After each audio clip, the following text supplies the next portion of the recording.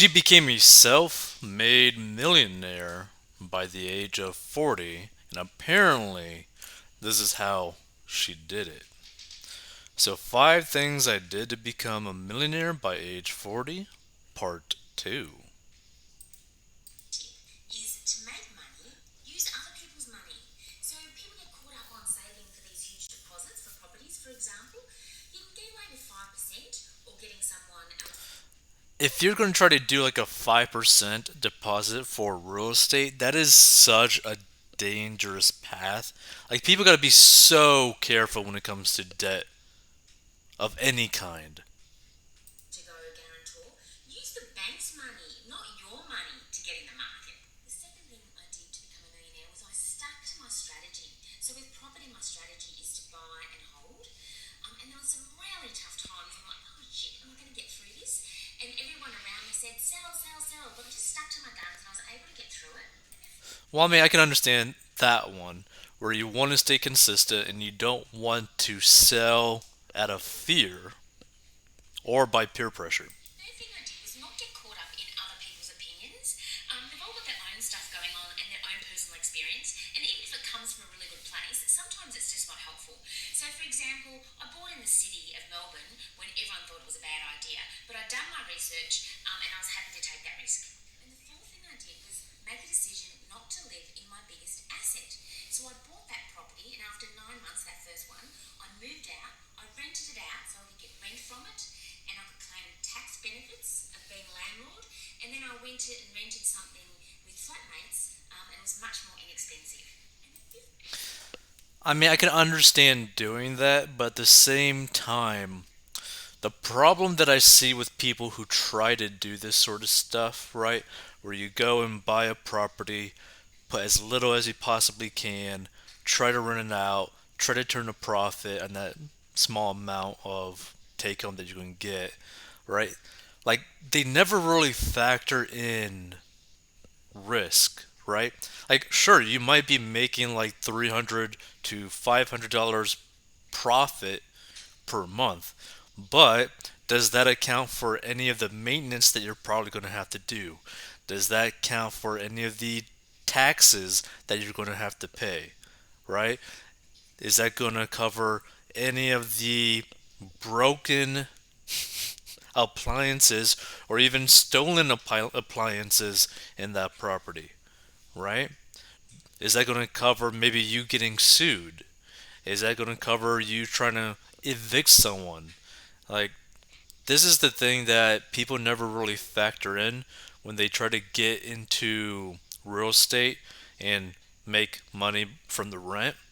Like, depending on your situation and your luck of the draw, you could probably go potentially months without seeing a rental paycheck. And if you're living paycheck to paycheck and you're trying to do something like this, you are going to completely financially screw yourself. Like, you have to be so careful when you're using, like she said, other people's money, right? Because you're still on the hook for that money regardless. You owe that money regardless, right? Which is why I always think people should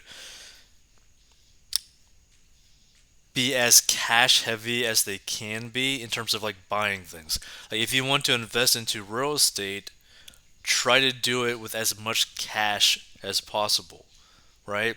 So that if something does happen, if you worst case scenario go like a year without actually getting rent, which by the way, some people have been going for like I think 2 years without rent due to the whole COVID uh, rules, easements, basically like allowing people to basically live rent free, but the landlords are basically crap out of luck basically because they're not getting any rental payments, but the renters are living there for free for potentially 2 years now. Like, you could go a very long time without actually making money, and you're just footing the expenses of this thing existing, right?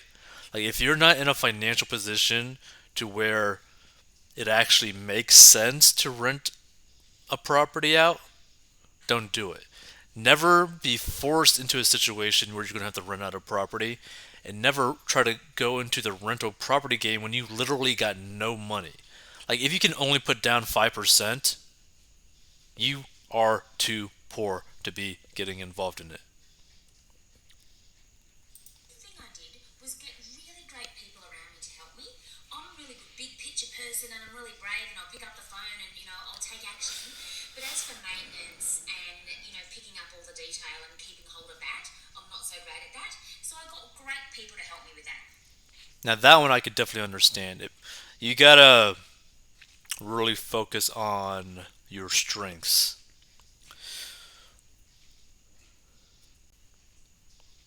So, businesswoman's money making tips just make sense and lots of it. Maureen Pound from Melbourne, Australia, shared how she made a fortune by the time she was 40 years old. The self-made millionaire, now 54, runs the TikTok account at How to Get Laid on Tinder, where she advises others on dating, sex, relationships, and money. She shocked followers on social media when she opted not to use her own biggest asset, a 139,000 three-bedroom home in Melbourne, and instead rented it out for about $980 per month. I claimed tax benefits from being a landlord. Then I rented something with mates and it was much cheaper, she explained. I still live in a rental to this day and I have these other properties. The modest millionaire has been surprised by the reaction online and doesn't consider herself uber successful, though she's proud of what she's accomplished. I have done this all on my own, she told Southwest News Service. The mother of two first started out working as a teacher when she was 27 before moving into the corporate world. She previously wrote IT training literature for organizations such as Tesco and the United States Air Force. She's now director of a virtual assistant company as well as a successful landlord. Pound has stated that she didn't come from wealth and that her father worked 3 jobs to support his 9 children. Dude, have you never heard of a condom? Or just, pulling out? At least try? I mean, my lord, 9? Indeed, she started out the way many of us do, by saving up. Each pay packet I put money away for a couple years, I ended up with a 20K, I guess the Australian dollar, deposit for my first property, she recalled. I invested when working for someone else with a fixed income and then had business in a varying cash flow, she continued. You can do both and it works. At the age of 28, she bought her first property. She since earned enough money to purchase 4 properties in Australia and one in Vanuatu in South Pacific and rent them out to others, a scheme that led her to millionaire status by age 39. And she now earns about around $87,000 per year this way. If you want to become a millionaire, you have to be brave and take action. If you take action, you work things out, Pound said. She's no savvier than anyone else when it comes to finances, but knows how to surround herself with the right people, she said. Everyone is intelligent in different ways. I have lots of ideas about how to take action. If you asked me about the bank interest rates on my property, I wouldn't know, she admitted. But it doesn't matter as I have people around me. See, here's the thing. You gotta be like really trusting of those people then. Like you should really know at least the finances. So for her 14,600 followers on TikTok, many of them decades younger, she hopes to be that person. I just want to encourage people and there are still opportunities out there, she said. I feel very strongly about Gen Y and Gen Z, she continued. I feel that every generation blames the generations above them, but I think they can do it too. Younger generations can achieve a lot with their money. She urges young entrepreneurs to be brave and take action. If you take action, you find out what works and what doesn't, said Pound. People want the perfect answer. The perfect answer isn't out there. You have to find it, she said. I mean, I don't think it's like necessarily bad advice. It's just that people need to be really careful when it comes to trying to use, in quotes, other people's money. Like a lot of people think like, oh, you know, I'm going to be smarter than the system. I'm going to beat them at their own game. I'm going to put this on a card. I'm going to use the bank's money. I'm going to use Visa. I'm going to use American Express. I am better than them. I'm smarter than them.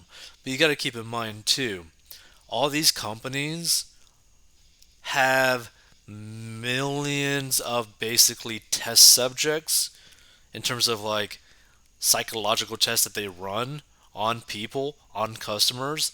So like, how can we get the most amount of money from these people over the lifetime of our relationship with them, right?